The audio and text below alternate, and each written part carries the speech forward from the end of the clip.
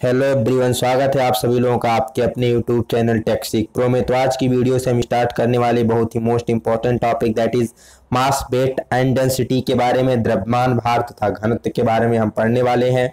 चलिए वीडियो को स्टार्ट करते हैं। जैसा कि आपने देखा होगा, एक समान यूनिट वॉल्यूम वाली जो वस्तुएं होती हैं उनके मासेस डिफरेंट डिफरेंट होते हैं। कई सारी वस्तुएं ऐसी होती हैं जिनके आयतन क्या है, एक समान है, लेकिन उनके मास क्या होते हैं, डिफरेंट डिफरेंट होते हैं। कोई हैवी होती है, कोई लाइट वेट होती है। तो ऐसा क्यों होता है? बेसिकली ये डिपेंड करता है उनके क्वांटिटी ऑफ मैटर पर कि उस वस्तु में कौन सी पदार्थ की मात्रा निहित है और कितनी निहित है। उसी से उसके द्रव्यमान का पता चलता है। तो लेट अस स्टार्ट फ्रॉम मास। मास क्या होता है? Mass is the amount of matter contained in a body. किसी भी वस्तु में सन्निहित या निहित पदार्थ की मात्रा को ही क्या कहते हैं? मास कहते हैं। किसी भी पदार्थ में जितनी उस पदार्थ की मात्रा निहित होती है, जो क्वांटिटी निश्चित होती है, वही उसका क्या कहलाता है? मास कहलाता है। और जो मास होता है, mass of object remains same everywhere in the universe. इस पूरे ब्रह्मांड में हम कहीं भी जाएं, उस वस्तु को कहीं भी ले जाएं, तो उसका द्रव्यमान क्या होता है? सभी जगह निश्चित रहता है। Unit of mass is gram और किलोग्राम। मास, द्रव्यमान को हम किस में व्यक्त करते हैं? तो ग्राम या किलोग्राम में व्यक्त करते हैं। इसको कैलकुलेट करने के लिए पदार्थ के घनत्व को उसके वॉल्यूम, उसके आयतन से गुणा करके हम मास का कैलकुलेशन कर सकते हैं, मास को ज्ञात कर सकते हैं। तो मास क्या है? किसी भी पदार्थ में स्थित पदार्थ की मात्रा है, जो कि इस पूरे यूनिवर्स में सभी जगह एक समान होती है। इसको ग्राम और किलोग्राम में व्यक्त किया जाता है। Coming to next one, that is weight. Weight is the force acting on a body due to earth's gravitational force of attraction. जैसा कि हमें पता है, कोई भी वस्तु है वो क्या की जाती है? पृथ्वी के गुरुत्वाकर्षण बल के द्वारा वो क्या की जाती है? आकर्षित की जाती है। पृथ्वी सभी वस्तुओं को अपने केंद्र की तरफ एक बल से आकर्षित करती है, जिसको हम गुरुत्वाकर्षण बल के नाम से जानते हैं। तो बेसिकली किसी भी वस्तु पर पृथ्वी के गुरुत्वाकर्षण बल के कारण जो फोर्स कार्य करता है, उसी को क्या कहते हैं? वेट के नाम से, भार के नाम से जानते हैं। और ये प्लेस टू प्लेस क्या होता है? वैरी करता रहता है, एक स्थान से दूसरे स्थान पे बदलता रहता है। क्योंकि जो ग्रेविटेशनल फोर्स होता है, ये क्या होता है? स्थान टू स्थान वैरी करता है। जब हम किसी हायर एल्टीट्यूड पे जाते हैं, जैसे मान लीजिए किसी टॉप ऑफ हिल पे जाते हैं, पर्वत की चोटियों पे जाते हैं, तो वहां पर क्या होता है? हमारा जो भार होता है वो कम हो जाता है। ऐसा क्यों होता है?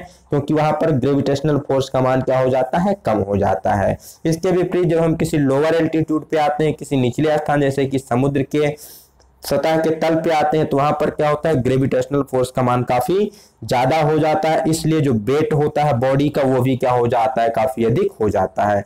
तो डिपेंड करता है ग्रेविटेशनल फोर्स पे। जहां पर मान ज्यादा होगा वहां पर ज्यादा होगा वेट, जहां पर मान कम होगा वहां पर वेट का मान कम होगा। तो वेट हमें निकालना है, तो हम कैसे निकालेंगे? तो weight equal to mass into gravitational force, या आप कह सकते हैं ग्रेविटेशनल एक्सीलरेशन, जिसकी वैल्यू जिसको हम प्रदर्शित करते हैं जी के द्वारा। तो W बराबर m इंटू जी, मास इंटू ग्रेविटेशनल फोर्स के द्वारा, ग्रेविटेशनल एक्सीलरेशन के द्वारा हम इसको कैलकुलेट कर सकते हैं। इसका मात्रक क्या होता है? तो इसका मात्रक न्यूटन होता है। So next is difference between mass and weight. द्रव्यमान और भार में क्या डिफरेंट है उसको डिस्कस कर लेते हैं। तो mass, it is a fundamental quantity. Mass क्या होती है? एक फंडामेंटल भौतिक राशि होती है। वेट क्या है? एक ड्राइव क्वांटिटी है। It is amount of matter content in a body. Basically द्रव्यमान क्या होता है? किसी वस्तु में सन्निहित पदार्थ की मात्रा होती है। And weight, it is the gravitational force acting on a body. Weight क्या होता है? किसी भी वस्तु पर कार्य कर रहा गुरुत्वाकर्षण बल का ही मान होता है। Mass of an object remain same at all position all places. Mass क्या होता है? निश्चित होता है पूरे यूनिवर्स में, जबकि वेट क्या होता है? वैरी करता रहता है place to place due to the variation of G value. SI unit of mass is kilogram. SI unit mass की क्या होती है? किलोग्राम होती है। वेट की SI यूनिट किलोग्राम वेट या फिर न्यूटन होती है। It is measured by using physical balance. जब हमें मास को मेजर करना होता है तो हम इसे भौतिक तुला के द्वारा मेजर करते हैं, और जब कभी वेट को मेजर करना होता है तो उसके लिए स्प्रिंग बैलेंस का प्रयोग किया जाता है। Mass of any object will be never zero. किसी भी वस्तु का जो द्रव्यमान है कभी जीरो नहीं हो सकता, कुछ ना कुछ उस वस्तु का द्रव्यमान हमेशा होता है।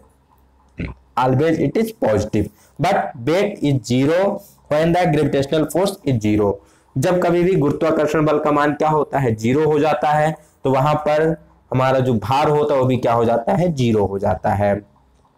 No change in mass value when object is immersed in water. जब किसी वस्तु को हम क्या करते हैं, किसी पानी से भरे किसी बर्तन में डुबोते हैं तो उसके मास में कोई चेंजमेंट नहीं आती, लेकिन जो उसका वेट होता है वो क्या हो जाता है, चेंज हो जाता है।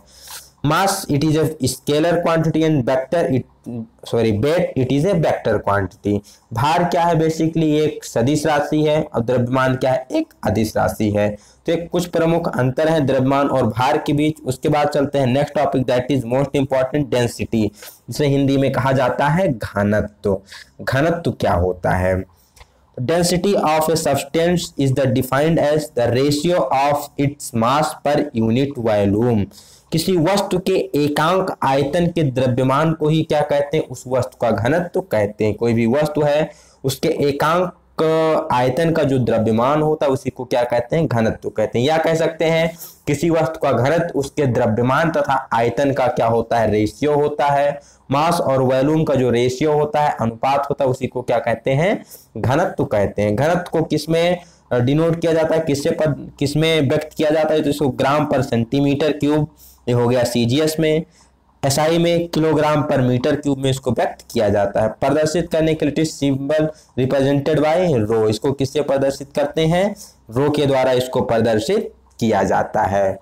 अगर बात की जाए कि इसका बीमा क्या होता है, तो इसकी बीमा हो जाती है, मास की बीमा हो जाएगी m और वॉल्यूम की बीमा हो जाएगी l, ऊपर लाएंगे तो -3, तो इसकी बीमा हो जाएगी ml की पावर -3, ये इसकी बीमा हो जाती है। अब बात की जाए कि अगर किसी वस्तु को हम किसी द्रव में डुबोते हैं तो वस्तु कब तैरती है और वस्तु कब डूब जाती है, तो सबसे पहली जो कंडीशन है कि यदि वस्तु का जो घनत्व है, जो हम जिस वस्तु को हम किसी दूसरे द्रव में डुबो रहे हैं, मान लीजिए द्रव हमारा क्या है, एक वाटर है जिसमें हम किसी दूसरी वस्तु को लाकर डुबो रहे हैं, तो यदि वस्तु का घनत्व जो है ये वाटर के घनत्व से क्या होगा, कम होगा, तो जो वस्तु होगी वो द्रव की सतह पर क्या करती रहेगी, तैरती रहेगी, उत्प्लावन करती रहेगी। दूसरी कंडीशन, यदि इन दोनों का घनत्व क्या हो जाता है, आपस में बराबर हो जाता है। वस्तु का घनत्व बराबर हो जाता है द्रव के घनत्व के, या कह सकते हैं वस्तु का जो भार है वो विस्थापित द्रव के भार के क्या हो जाता है, बराबर हो जाता है। तो इस दशा में क्या होती है, वस्तु द्रव में पूर्णतः डूबकर प्लावन करती रहती है। मीन्स जो वस्तु होगी वो द्रव के अंदर डूबी रहेगी, लेकिन उस डूबी हुई कंडीशन में क्या करती है, तैरती रहती है। तो पहली कंडीशन में क्या होती है, जो यहाँ पर वस्तु का भार होता है विस्थापित द्रव के भार से क्या होता है, मीन्स विस्थापित द्रव के भार से वस्तु का भार कम होता है, तो इसलिए उसके ऊपर क्या करती है, फ्लोट करती रहती है। तीसरी कंडीशन क्या आती है, जब थर्ड कंडीशन में जो वस्तु का घनत्व है ये क्या हो जाएगा, अधिक हो जाएगा, किससे, विस्थापित द्रव के घनत्व से, या वस्तु का जो भार है ये अधिक हो जाएगा विस्थापित द्रव के भार से, तो इस अवस्था में वस्तु द्रव में डूब जाती है, पूर्ण रूप से उसमें डूब जाती है और फ्लोट नहीं कर पाती है। तो कुछ कंडीशंस होती हैं। तैरते हुए मनुष्य का घनत्व क्या होता है, कम होता है पानी के घनत्व की अपेक्षा। यदि कोई मनुष्य है, व्यक्ति है, वो क्या कर रहा है, पानी में तैर रहा है, तो उसका घनत्व क्या होगा, उस पानी के घनत्व की अपेक्षा से कम होता है। इसी प्रकार जो बर्फ होती है उसका बर्फ का घनत्व कम होता है और पानी का घनत्व ज्यादा होता है। इसीलिए जब हम बर्फ को किसी पानी में इमर्ज करते हैं तो बर्फ हमारा उसकी सतह पर तैरती रहती है। आपने देखा होगा दूध में मक्खन ऊपर ही तैरते रहते हैं, तो इसका कारण भी क्या होता है, जो मक्खन का घनत्व होता है वो दूध के घनत्व की अपेक्षा कम होता है। इसके नेक्स्ट एग्जांपल लिया जाए तो बादल को आपने वायुमंडल में तैरते हुए देखा होगा, तो उसका भी कारण होता है जो बादल का घनत्व होता है वो वायुमंडल के घनत्व की अपेक्षा कम होता है, इसीलिए बादल आपको हवा में वायुमंडल में तैरते हुए दिखाई देते हैं। ठीक है, तो ये कुछ प्रमुख एग्जाम्पल्स होते हैं इसके घनत्व के, जिससे कि आपके एग्जाम में क्वेश्चंस एज इट इज पूछ लिए जाते हैं, तो इसको भी आपको याद रखना है, भूलना नहीं है। So next one is specific gravity और रिलेटिव डेंसिटी। चाहे जो कहिए, चाहे स्पेसिफिक ग्रेविटी कहिए या रिलेटिव डेंसिटी कहिए, इसे कहा जाता है हिंदी में आपेक्षिक घनत्व। तो आपेक्षिक घनत्व क्या होता है, basically specific gravity of a substance is a ratio between the density of the substance to the density of water at 4 degree Celsius. कहने का मतलब क्या है कि 4 डिग्री सेल्सियस पर, ठीक, 4 डिग्री सेल्सियस पर या कह सकते हैं किसी वस्तु का घनत्व और 4 डिग्री सेल्सियस पर जल के घनत्व के अनुपात को ही क्या कहते हैं, आपेक्षिक घनत्व कहते हैं। किसी पदार्थ का घनत्व क्या है बटा 4 डिग्री सेल्सियस पर वाटर का जो घनत्व होता है, इसी दोनों का रेशियो लेने पर जो वैल्यू आती है उसी को स्पेसिफिक ग्रेविटी या फिर रिलेटिव डेंसिटी के नाम से जाना जाता है। It is the ratio of specific gravity is the ratio of density of substance to the density of water 4 degree Celsius. वस्तु का घनत्व बटा 4 डिग्री सेल्सियस पर जल का घनत्व, इसी दोनों का जो अनुपात होता है इसी को स्पेसिफिक ग्रेविटी या फिर रिलेटिव डेंसिटी के नाम से जानते हैं। यूनिट क्या होगी, क्योंकि एक रेशियो होती इसलिए इसकी कोई यूनिट नहीं होती। ऊपर भी घनत्व नीचे भी घनत्व, घनत्व से घनत्व दोनों कैंसिल हो जाते हैं इसलिए इसकी कोई यूनिट नहीं होती है। बहुत बार एग्जाम में पूछा गया है कि स्पेसिफिक डेंसिटी, स्पेसिफिक ग्रेविटी और रिलेटिव डेंसिटी की यूनिट क्या होती है, तो इसकी कोई यूनिट नहीं होती, ये एक यूनिटलेस क्वांटिटी होती है, आपको ध्यान में रखना है हमेशा, ठीक है। या छोटे शब्दों में कह सकते हैं जल के सापेक्ष किसी वस्तु के घनत्व को ही क्या कहते हैं, उस वस्तु का आपेक्षिक घनत्व कहते हैं, ठीक है।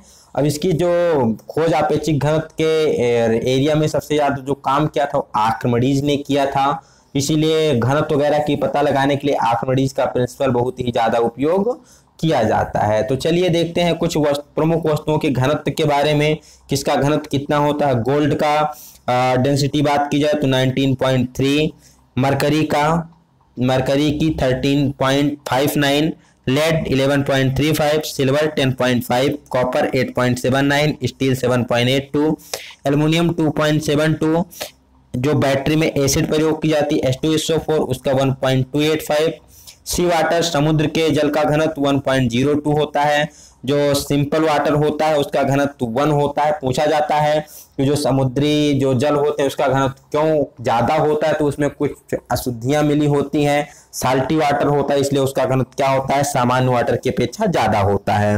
रबर का घनत्व 0.96, इंजन ऑयल का घनत्व 0.89, डीजल का घनत्व 0.85, पेट्रोल 0.81 होता है। आपने देखा होगा जब कभी हम जल में क्या करते हैं, डीजल या पेट्रोल को डालते हैं तो डीजल या पेट्रोल क्या करता रहता है, उसकी सरफेस पे ही फ्लोट करता रहता है, पानी के ऊपर ही तैरता रहता है। ऐसा क्यों होता है, क्योंकि पेट्रोल, डीजल, इंजन ऑयल इनका घनत्व क्या होता है, पानी के घनत्व की अपेक्षा कम होता है, इसीलिए इसके ऊपर तैरता रहता है। तो ये सारे क्वेश्चन जो आपके एग्जाम में पूछे जाते हैं। So next one, difference between density and specific gravity. Density और स्पेसिफिक ग्रेविटी में क्या डिफरेंस है, तो सबसे पहला, density is nothing but mass per unit volume of a substance is called density. Means जो एकांक आयतन के द्रव्यमान को इसका क्या कहते हैं, घनत्व कहते हैं, ठीक। घनत्व बराबर क्या होता है, द्रव्यमान बटा घनत्व होता है। मात्रक क्या होता है, तो ग्राम पर सेंटीमीटर क्यूब, ग्राम पर सेंटीमीटर क्यूब, किलोग्राम पर मीटर क्यूब या फिर पाउंड पर फीट क्यूब भी इसका मात्रक होता है। फार्मूला आपको ध्यान रखना है, डेंसिटी बराबर मास अपान वॉल्यूम, घनत्व बराबर द्रव्यमान बटा आयतन, ये आपको ध्यान में रखना है। स्पेसिफिक ग्रेविटी क्या होती है, it is the ratio of density of the substance to the density of water 4 degree centigrade. किसी भी वस्तु का घनत्व और 4 डिग्री सेल्सियस पर पानी के घनत्व को ही क्या कहते हैं, उसका स्पेसिफिक ग्रेविटी कहते हैं। कैसे निकालते हैं, तो डेंसिटी ऑफ सब्सटेंस बटा density of water, it has no unit, it is a unitless quantity. So this thing you have to remember, it is asked in the examination again to again. So coming to the some example of these things. Okay, सबसे पहले देखते हैं इसके कुछ example के बारे में जो कि एग्जाम में पूछे जाते हैं। सबसे पहला आपको दिया गया है, the weight of A ball is 1.875 kilogram. कोई एक बॉल है जिसका मेटल की बॉल है जिसका मास कितना 1.875 किलोग्राम, इसका वॉल्यूम कितना है 250 सेंटीमीटर क्यूबिक सेंटीमीटर इसका वॉल्यूम है। तो calculate density of the material, उसका घनत्व कितना होगा। तो वेट क्या दिया गया है 1.875 किलोग्राम है, ग्राम में बदलेंगे 1000 से गुणा करेंगे तो 1875 हो जाएगा। वॉल्यूम 250 क्यूबिक सेंटीमीटर दिया गया है। डेंसिटी क्या होता है, मास अपान वॉल्यूम, मास को वॉल्यूम से डिवाइड करेंगे तो कितना आ जाएगा 7.5 निकल के आ जाएगा, यही क्या हो जाएगा उस वस्तु का, उस बॉल का घनत्व हो जाएगा। So coming to the next example, one more example, find the weight of steel block, एक स्टील ब्लॉक का हमें वेट कैलकुलेट करना है जबकि उसका साइज 100 इंटू 50 इंटू 70 mm दिया गया है। डेंसिटी ऑफ स्टील इज 7.8 ग्राम पर सेंटीमीटर क्यूब और क्यूबिक सेंटीमीटर। तो हम कैसे निकालेंगे, तो सबसे पहले हमें वॉल्यूम पता होना चाहिए उस ब्लॉक का। तो वॉल्यूम क्या होता है, रेक्टेंगल का लेंथ ब्रेथ इनटू हाइट। ठीक, जो स्टील ब्लॉक है वो कैसा होगा, रेक्टेंगुलर होगा, तो उसका हमें घनत्व कैसे निकालेंगे, लेंथ ब्रेथ हाइट। लेंथ कितना है 100 mm है, तो उसको हम लिख सकते हैं 10 सेंटीमीटर। 50 mm है उसकी ब्रेथ, उसको 5 सेंटीमीटर लिख सकते हैं। 70 mm है उसकी हाइट, उसको 70 mm है 7 सेंटीमीटर लिख दिए। टोटल निकल के आ गया 350 क्यूबिक सेंटीमीटर। ये क्या निकल के आया, उसका वॉल्यूम निकल के आया। और मास हमको पता है उसका कितना है, तो मास उसका दिया गया है, सॉरी मास हमें कैलकुलेट करना है, उसकी डेंसिटी पता है 7.8 ग्राम पर सेंटीमीटर क्यूब। तो यहाँ सेंटीमीटर में दे रखा था इसलिए इस mm को हमने क्या किया, सेंटीमीटर में कन्वर्ट कर लिया। तो हमें पता है घनत्व बराबर क्या होता है, घनत्व बराबर होता है मास अपॉन वॉल्यूम। ठीक, अब यहाँ से अगर मास निकालना हो तो वॉल्यूम और घनत्व को हम क्या करेंगे, आपस में मल्टीप्लाई कर देंगे। तो mass equal to volume into density, volume 350, density 7.8 calculate करेंगे, 2730 ग्राम में निकल के आएगा। अब अगर इसे किलोग्राम में कन्वर्ट करना है तो 1000 से हम इसको डिवाइड कर देते हैं, तो निकल के आता है 2.73 किलोग्राम। तो वस्तु का कितना हो जाएगा, द्रव्यमान 2.7 किलोग्राम हो जाएगा। तो ये कुछ न्यूमेरिकल्स थे, आशा करते हैं न्यूमेरिकल्स आपको समझ में आए होंगे। नीचे कुछ और न्यूमेरिकल दिए गए हैं, आप यहाँ से इसका स्क्रीनशॉट लेकर के आप इसको प्रैक्टिस कर सकते हैं अधिक से अधिक। नीचे कुछ और क्वेश्चन दिए गए हैं वन वर्ड सब्स्टिट्यूशन के या ट्रू फॉल्स के, जो कि हर एक एग्जाम में पूछे जाते हैं। तो इन सारे वीडियो, इस सारे क्लासेस की पीडीएफ को प्राप्त करने के लिए डिस्क्रिप्शन में आपको टेलीग्राम का लिंक दिया गया, आप उसको ज्वाइन करना ना भूले। वहां पर आपको अगर किसी भी क्वेश्चन में डाउट होता है सॉल्व करते इसमें, तो क्वेश्चन आप भेज सकते हैं, आपको हर एक क्वेश्चन का सॉल्यूशन दिया जाएगा। साथ ही साथ आप हर एक क्लास की पीडीएफ प्राप्त कर सकते हैं। और यदि आपको कोई अपने कैरियर से रिलेटेड डाउट है, आप कंफ्यूज हैं आपको क्या करना चाहिए आईटीआई के बाद, तो आप हमारे डिस्क्रिप्शन में व्हाट्सएप का नंबर दिया गया है, उस पर आप संपर्क कर सकते हैं किसी भी कैरियर रिलेटेड डाउट्स के लिए। तो मिलते हैं नए वीडियो में नई जानकारी के साथ, तब तक के लिए have a good day, best of luck, thanks for watching.